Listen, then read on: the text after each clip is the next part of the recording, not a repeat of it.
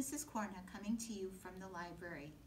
You've probably noticed so many homes and businesses with hearts in their windows, hearts that give us a message of hope and love at this difficult time. I thought I'd go to the library and find a book to share with you that has something to do with hearts. I found this book, Dex, The Heart of a Hero. Dex, The Heart of a Hero by Caralyn Buehner.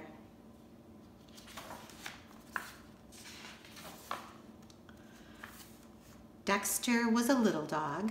His legs were little, his tail was little, his body was little. He looked like a plump sausage sitting on 4 little meatballs. Being the size that he was, Dex was often overlooked. The other dogs grew tired of waiting for Dex to catch up when they played chase, and after a while they forgot to invite him at all. No one really seemed to notice him, except when Clevis the tomcat demonstrated how he could stand right over Dex and not even ruffle his fur. Yes, everything about Dex was little, except for his dreams. He wanted to be a hero. He could see it. The mighty Dex flew up into the dark and starry night. But wanting and being are 2 different things. Dex lived on dreams until one day, after crawling out from under Clevis yet again, he decided there had to be more to life than gazing at the underside of a cat. There had to be more to him. If he could be a hero, he would. So Dex started training. He read every superhero comic book he could find. He watched every hero movie ever made. He went to the library. Furiously he studied, knowing everything depended on him. Dex figured that a hero must have strong muscles. He needed exercise, and lots of it. Dex started trotting to the corner and back every morning. He hopped over every crack in the sidewalk.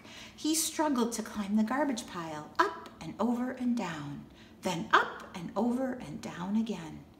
All day long he worked, day after day. Even at bedtime, when he wanted to flop on the rug with his tongue hanging out, Dex forced himself to circle 5 extra times. The mighty Dex pressed on, through wind and rain and storm and fatigue. When it got easier to run to the corner and back, Dex did it again, and then again. Then he dragged a sack filled with sand as he ran, then 2 sacks. When Clevis was bored and stood in the middle of the sidewalk to block his way, Dex dropped to the ground and slid right under him. He was too busy to be bothered by Clevis. Dex was tired.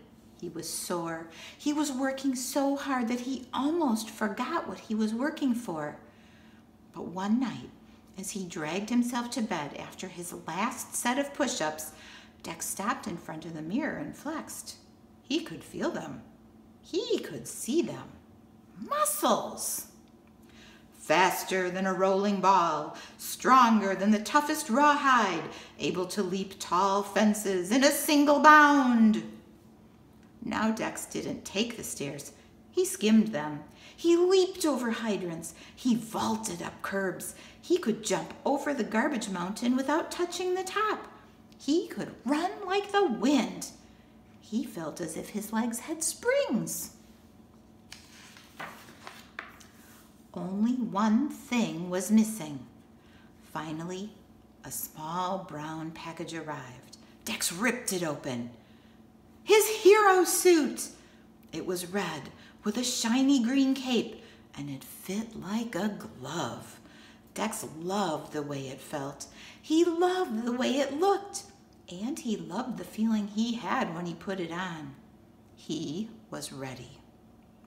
With the courage of a lion, the strength of a bear, and the heart of a hero. When Dex went out in his suit for the very first time, he looked up the street and down. He noticed a young pup trying to cross the street. Dex sprang into action. "May I help you?" he asked. He guided the wide-eyed pup across the street and grinned as the pup stared up at him with its mouth hanging open. The pup whispered, "Wow, it's Superdog." Superdog? Dex liked the sound of that. Of course, when Clevis saw Dex, he just had to comment, "Hey, Dex, where's the party?" And when he saw him a few days later, Clevis called out, "Look, everybody, it must be Halloween. Anybody got a treat for Dex?" Dex was so busy that he was able to ignore Clevis, for the most part. The only time his face even got red was when Clevis yelled, "Where'd you get that dress up?" Dex had to wonder if Clevis saw anything but the suit. Didn't he understand that the suit was just a way to let people know he was there to help? The sun glinted off of his emerald cape as Superdog raced to the rescue. There was a mouse he saved from a sewer, a purse snatcher he tackled. He fixed his neighbor's sprinkler. He found a lost kitten, pulled a rat away from a live wire, tracked down a lost wallet, put out a trash fire, and organized a neighborhood cleanup day. It seemed that now, whenever anyone needed help, they turned to Dex, and Dex had never been happier. Late one evening, there was a banging at the door. When Dex answered, it seemed as if the whole neighborhood was yipping and yowling in a panic. "It's Clevis!" they shouted. "He's stuck in a tree! Hurry, Dex, hurry!" Dex raised his eyebrows. It was not like Clevis to move enough to get into any trouble. In a flash, he was dressed and ready. It was clearly a desperate situation. As he got closer, Dex could see Clevis. He had been chasing a squirrel to the top of the tree, but had slipped and was hanging by one claw from a slender branch. He was yowling for all he was worth. "I'm slipping!" Clevis screeched. "Help me!" Dex looked desperately around for something to climb on. There were no boxes or ladders, not even any trash cans. Then Dex looked at the crowd. "Quick, everybody!" Dex shouted. "I've got an idea!" Dex leaped onto the end of the teeter-totter, facing the tree, pushing it to the ground.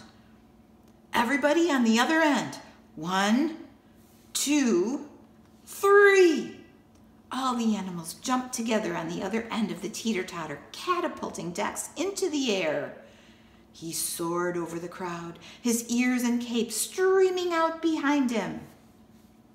The mighty Dex flew up into the dark and starry night. Dex scrambled onto the branch next to Clevis. Quickly, he pulled off his cape and tied its 4 corners onto the screeching cat. "Jump!" Dex shouted. "Jump, Clevis!" With an ear-piercing shriek, Clevis let go. The billowing cape caught the air and parachuted the big cat to the ground. Dex backed up and slid to the ground amidst the cheers of the crowd. "Super dog! Super dog! Super dog! Super dog!" Dex was bruised and tired, but he forgot his discomfort as Clevis sheepishly lumbered over, still tangled in the green cape. "Thanks, Dex. You really are a hero." Dex didn't think he could feel any better, but he did just a little the next day when Clevis sidled up next to him and whispered, "Say, Dex, could I be your partner?" Dex looked the big tomcat up and down. It would take a lot of work to turn Clevis into a hero. He could hardly wait.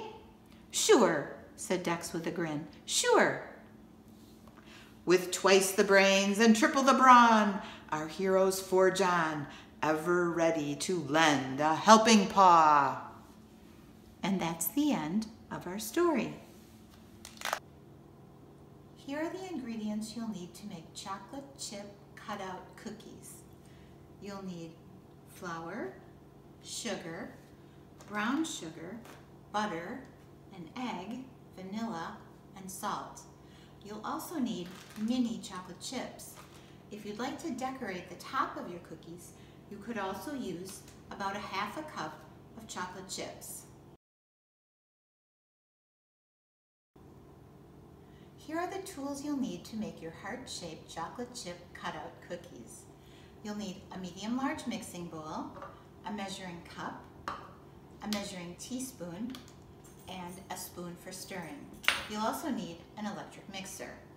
You'll need a rolling pin to roll out the dough and some wax paper. You'll also need some plastic wrap. When it comes time for cutting out the cookies, you'll need some heart-shaped cookie cutters. A medium-sized cookie cutter works the best.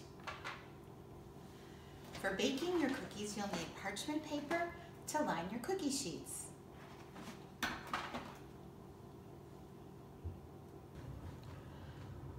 To make heart-shaped chocolate chip cutout cookies, place 1 cup of butter in a medium-large mixing bowl.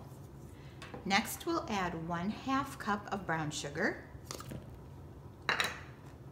and we'll add 1/3 cup of sugar.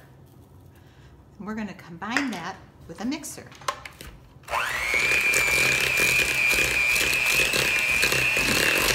Next, we'll separate 1 egg because we need just the egg yolk.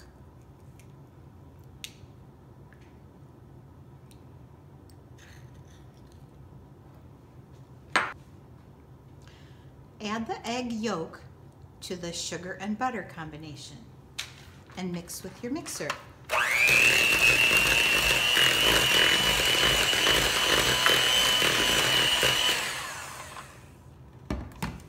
Next, add 1/2 teaspoon of salt. Add 2 teaspoons of vanilla and mix. Next, we'll add 2½ cups of flour.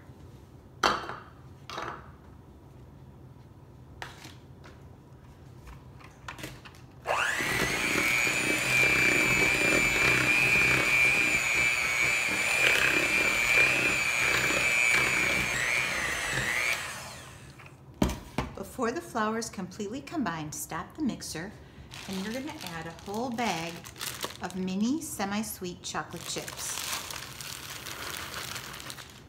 You could stir these in or use your mixer to combine.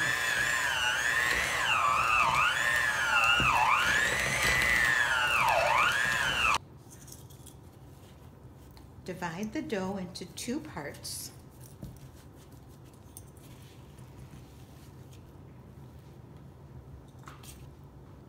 Place half the dough on a piece of plastic wrap and wrap it with the plastic wrap and form a disc. This will go into the refrigerator for 1 hour. Place both discs of dough wrapped in plastic wrap in the refrigerator for about 1 hour. Our dough has chilled and we're ready to start rolling it out. First, take some wax paper and tear a long rectangle of wax paper. We'll fold that wax paper in half. We'll open it up and we'll unwrap our disc of dough and place it on the wax paper. Next, we'll close the wax paper like a book and we'll take our rolling pin and roll it out.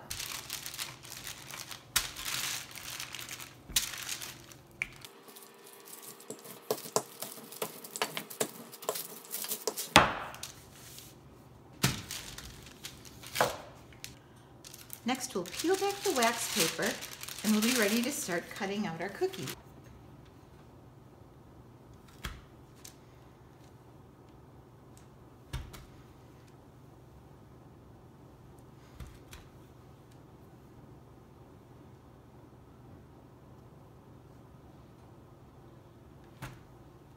and place the cookies on a cookie sheet lined with parchment paper.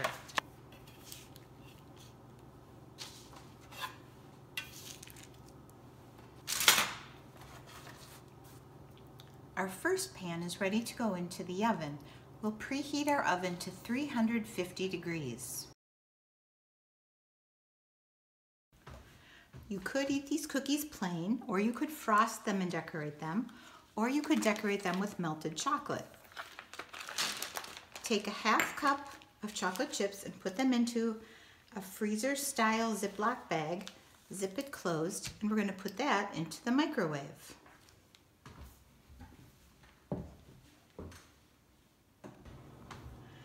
After microwaving, we're going to squish the chocolate in the bag so we can see that it's melted completely.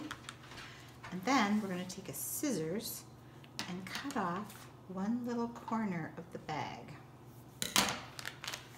Now we'll squeeze the chocolate toward that corner, and we'll use this to squeeze out to decorate our cookies. Now we could just make an outline on the edge of the cookie like this.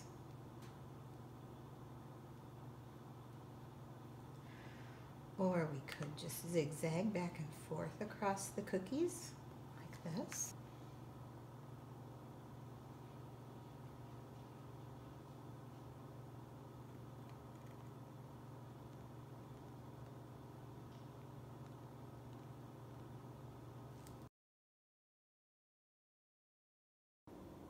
If you like the story, Dex the Heart of a Hero, you might like this story about hearts called In My Heart. Or you might like Clark the Shark Takes Heart. Now let's try our heart-shaped chocolate chip cutout cookies. They taste like chocolate chip cookies, but you could decorate them and they're a little bit crunchy.